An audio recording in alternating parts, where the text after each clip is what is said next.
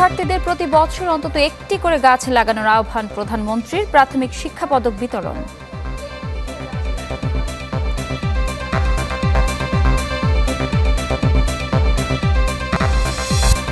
নির্বিঘ্নে অনুষ্ঠিত হলো আজকের এইচএসসি সমমান পরীক্ষা। সূচি নির্ধারণে বৈরী আবহাওয়া বিবেচনায় রাখার তাগিদ বিশ্লেষকদের। জুলাই গণ অভ্যুত্থানে নিহত ৮৬৫টি মরদেহ শনাক্ত। শহীদদের সংখ্যা ১৪০০ ছাড়াতে পারে জানালেন চিফ প্রসিকিউটর।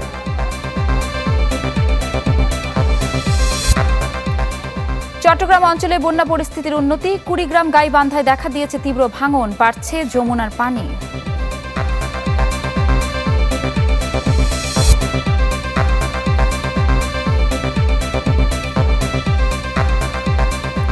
আমন্ত্রণ চ্যানেল 24-এর দুপুর ১টার খবরে। শুনছিলেন সিলন ফ্যামিলি ব্লেন্টি সংবাদ শিরোনাম। আপনাদের সাথে আছি ইপসিতা জামান।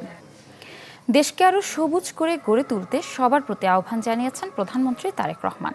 শিক্ষার্থীদের অনুরোধ করেছেন প্রতি বছর অন্তত একটি করে গাছ লাগানোর। রাজধানীর বাংলাদেশ চীন মৈত্রী সম্মেলন কেন্দ্রে নিম গাছের চারা রোপণ করে দেশব্যাপী সরকারি প্রাথমিক বিদ্যালয়ে বৃক্ষরোপণ কর্মসূচির উদ্বোধন করেন তারেক রহমান। শিক্ষার্থীদের প্রতি আহ্বান জানান স্কুল কিংবা বাসার আশেপাশে গাছ রোপণের।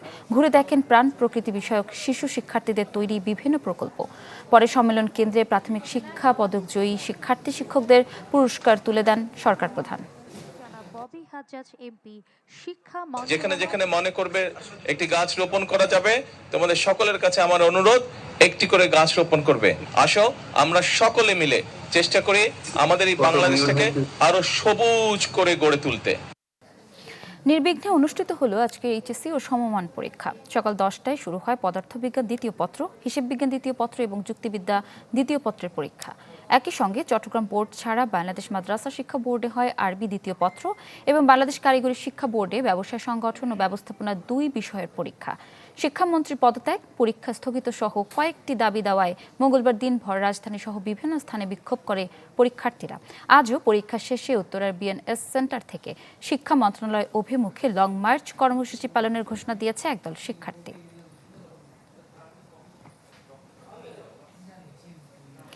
চলছে এইচএসসি সমমান পরীক্ষা বিষয়ে আরও জানাতে উত্তরা থেকে যুক্ত হচ্ছেন সজল শাইখ। সজল, নির্বিঘ্নে পরীক্ষা চলছে, কিন্তু পরীক্ষা শেষে লং মার্চের একটা ঘোষণা দিয়েছেন কিছু শিক্ষার্থী, এই বিষয়ে আমাদের বিস্তারিত জানাবেন। পরীক্ষা শেষে যে লং মার্চের ঘোষণা সেটি কিন্তু অব্যাহত রয়েছে এবং উত্তরাতে এই মুহূর্তে যে পরিস্থিতি দেখতে পাচ্ছেন যে আমার পেছনে এবং আশেপাশে কিন্তু বিপুল সংখ্যক পুলিশ মোতায়েন রয়েছে। মূলত গতকালকের যেই ঘটনাটি হয়েছিল, এখানে রাস্তা অবরোধ করা হয়েছিল বেশ কয়েক ঘন্টা, কিন্তু এইচএসসি শিক্ষার্থীরা তারা কিন্তু রাস্তা অবরোধ করে রেখেছিল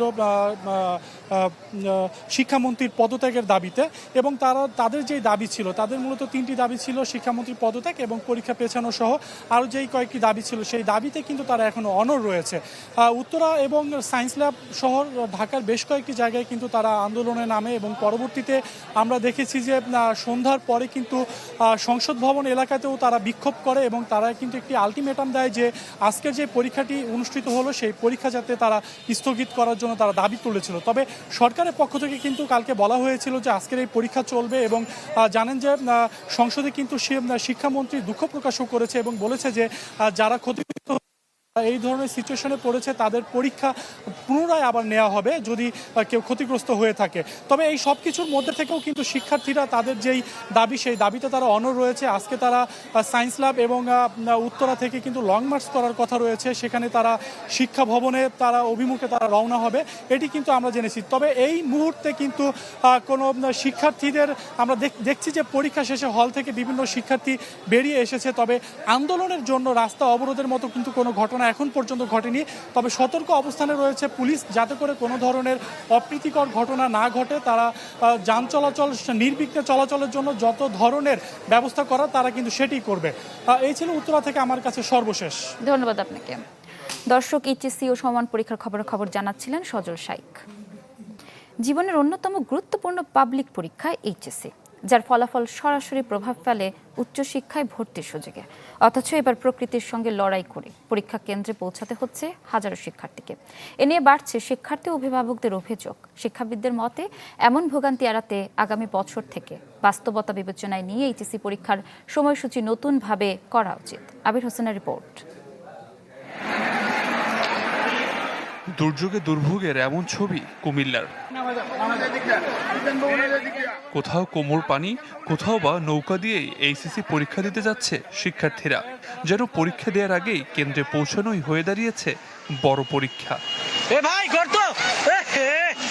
সকালবেলা যেমন বৃষ্টি হলো, যানবাহনের অনেক সমস্যা, এসব নিয়ে অর্থাৎ পরীক্ষার হলে আসাটা অনেক ঝামেলাপূর্ণ, মানসিকভাবে অনেক চাপ পড়ে। ঢাকাতে অনেক জায়গা আছে যেখানে অনেক পানি জমেছে, স্টুডেন্টরা ভালো মতন পড়তে পারেনি।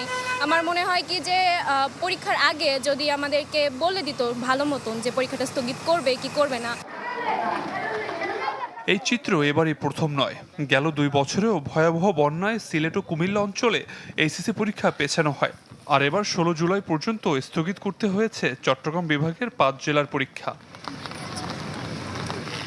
শিক্ষা মন্ত্রণালয়ের তথ্য বলছে, আগামী বছরও বৈরী আবহাওয়ার মাঝে অনুষ্ঠিত হবে উচ্চ মাধ্যমিক পরীক্ষা। শিক্ষার দায়িত্বে যারা আছেন তারা যে কোঅর্ডিনেট করবেন পুরো বিষয়টা স্মুথলি যথাযথভাবে কোঅর্ডিনেট করতে তারা সক্ষম হননি। কোভিডের আগে সাধারণত এপ্রিলে অনুষ্ঠিত হতো এইচএসসি পরীক্ষা, তবে এরপর থেকে বড় পরিবর্তন আসে সময়সূচিতে। এর আগে 2021 সালের ডিসেম্বরে, 2022 সালে নভেম্বর এবং 2023 সালে আগস্টে অনুষ্ঠিত হয় এইচএসসি পরীক্ষা। এমন বাস্তবতায় এই শিক্ষাবিদের মতে পরীক্ষার দিন তারিখ নিয়ে নতুন করে ভাবনার সময় এসেছে। এই ধরনের সমস্যা কিন্তু আমাদের প্রতি বছরই হয়, কারণ আমাদের পাবলিক পরীক্ষার টাইমগুলো হলো জুন জুলাই মাসে।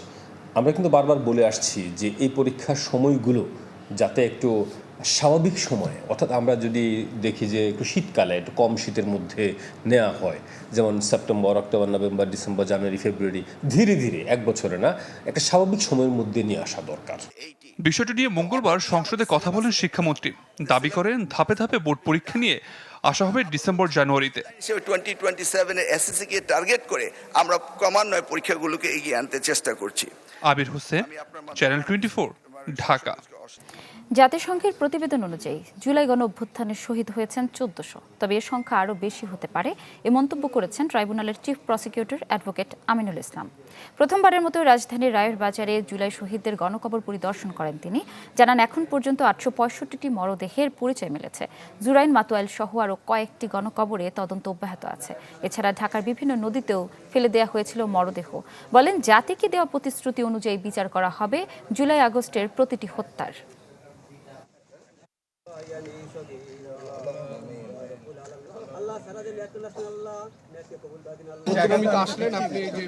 জাতিসংঘ রিপোর্ট অনুযায়ী 1400-র মতো আমাদের শহীদ হয়েছে এবং আমাদের প্রায় 15 থেকে 20 হাজারের মতো আহত এবং পঙ্গুত্ববরণ করেছে।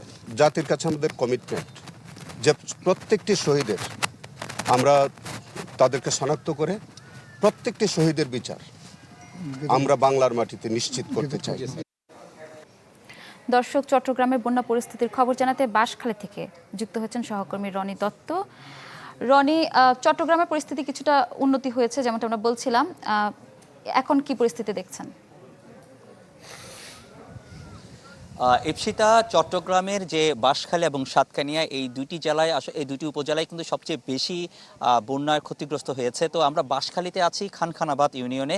এই ইউনিয়নের একটা পূর্ব ডোংরা একটা গ্রাম রয়েছে, সেখানে কিন্তু এখনও পানিবন্দী আছে অনেক মানুষ। আমরা ভেতরে গিয়েছি, সেখানে দেখেছি এখনও এই যে রাস্তাঘাট যেগুলো আছে, বাড়ির যে রাস্তাঘাট, সেগুলো হাঁটু পরিমাণ পানি রয়েছে, কোথাও কোথাও কোমর পানি সমান পানি রয়েছে। অনেকের বাড়িতেও এখনও পানি কিন্তু এখনও নামেনি। তো এখনও কিন্তু যে পানি এখান থেকে আসলে বের হতে পারছে না, এখানে নানা যে প্রতিবন্ধকতা রয়েছে। অনেকেই এখানে বলছেন যে একটি খাল রয়েছে, খালটি খনন করা হয়নি, সে কারণে হয়তো এখানে পানিটা থেকে যাচ্ছে। আবার কোনো কোনো জায়গায় অনেকে বলছেন বাঁধ রয়েছে, বাঁধের কারণে আসলে পানিটা আসলে যেতে পারছে না। তারপরও কিছু কিছু এলাকায় তারা স্থানীয়রা এখানে বাঁধ কেটে দিয়েছেন এবং কিছু কিছু এলাকায় এখানে যে খাল খননের যে কথা বলা হচ্ছে, আজকে সেখানে দুর্যোগ মন্ত্রী এসেছেন, যে খাল খনন যে কাজ সেটি আসলে পরিদর্শন করেছেন।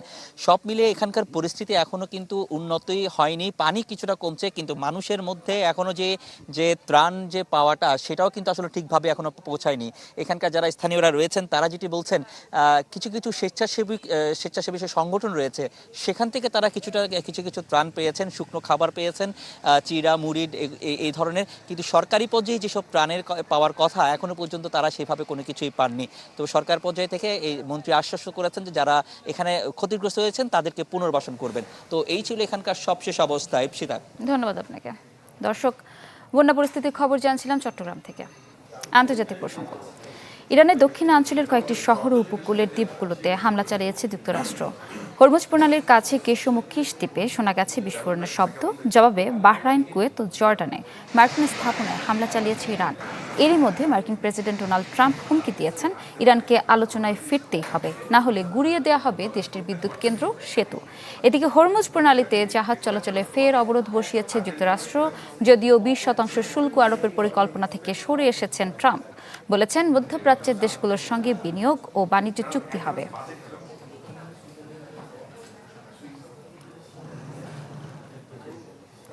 ষোলো বছরের কম বয়সীদের জন্য সামাজিক যোগাযোগ মাধ্যম পুরোপুরি বন্ধের পরিকল্পনা করছে যুক্তরাজ্য। এর আওতায় রাত 12টা থেকে সকাল 6টা পর্যন্ত ফেসবুক, ইনস্টাগ্রাম কিংবা টিকটকের মতো অ্যাপ ব্যবহার করতে পারবে না 16 থেকে 17 বছর বয়সীরা। 16 বছর পূর্ণ হওয়ার পর কিশোর কিশোরীরা যখন সামাজিক যোগাযোগ মাধ্যমে অবাধ প্রবেশের সুযোগ পায়, তখন যেন তারা নেতিবাচক পরিস্থিতির সম্মুখীন না হয়, বিষয়টি নিশ্চিত করতেই এমন ব্যবস্থা নিচ্ছে ব্রিটেন। এই পদক্ষেপ কিশোরদের পর্যাপ্ত ঘুম নিশ্চিত করতে, স্কুল কলেজে মনোযোগ বাড়াতে ও পরিবার বন্ধুদের সঙ্গে ভালো সময় কাটাতে সহায়ক ভূমিকা পালন করবে, জানিয়েছেন যুক্তরাজ্যের প্রযুক্তিমন্ত্রী লিজ কেন্ডাল। গত মাসে 16 বছরের কম বয়সীদের জন্য Facebook, TikTok, YouTube, Instagram, Snapchat সহ বিভিন্ন সামাজিক যোগাযোগ মাধ্যম ব্যবহারে নিষেধাজ্ঞা দেয় যুক্তরাজ্য সরকার। নতুন এই নিষেধাজ্ঞা 2027 সালের শুরুর দিকে কার্যকর হওয়ার কথা রয়েছে।